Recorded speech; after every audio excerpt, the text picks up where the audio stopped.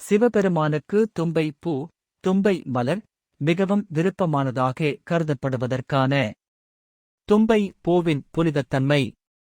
தும்பை பூ சிறியதாக இருந்தாலும் அது மிகவும் தூய்மையானது என்று சாஸ்திரங்களில் கூறப்படுகிறது. இது எளிமையானதும் அகந்தையை விலக்கும் பூவாகவும் கருதப்படுகிறது. அறுசுவை உடையது. தும்பைச்சாறு அறுசுவைகளையும் இனிப்பு, புளிப்பு, காரம், உவர்ப்பு, கசப்பு, துவர்ப்பு கொண்டதாகவே இருக்கிறது. இது விநாயகருக்கும் சிவபெருமானுக்கும் ஏற்றதாகவே சாஸ்திரங்கள் கூறுகின்றன. விரத பூஜைகளில் பயன்பாடு. பிரதோஷம், சிவராமன் போன்ற சிவ பூஜைகளில் தும்பை பூ சமர்ப்பித்தால் பாப விமோசனம், பாவம் நீங்கும் ஏற்படுகிறது என்று நம்பப்படுகிறது. தாழ்வான நிலத்தில் வளரும் திண்மை.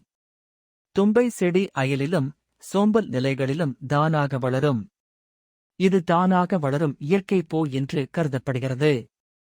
அதனால் இது தன்னிறைவு எனும் தத்துவத்துக்கேற்ப சிவனுக்கு பிடிக்கக்கூடியதாக மாறியுள்ளது. புராணக் கதை தொடர்பு. ஒரு புராணக் கதையில் தேவதைகள் சிவனை தும்பை மலரால் பூஜித்ததாலேயே விஷபீடம் நீங்கியுள்ளது என்று கூறப்படுகிறது. அதனால் இது சிவனுக்கு பெரிதும் விருப்பமானதாக விளங்குகிறது. விசேஷமாக திங்கட்கிழமைகளில் தும்பை பூவுடன் சிவனை பூஜித்தால் குடும்ப நலன், ஆரோக்கியம், துன்ப விலக்கம் போன்ற பல நன்மைகள் கிடைக்கும் என்று நம்பப்படுகிறது.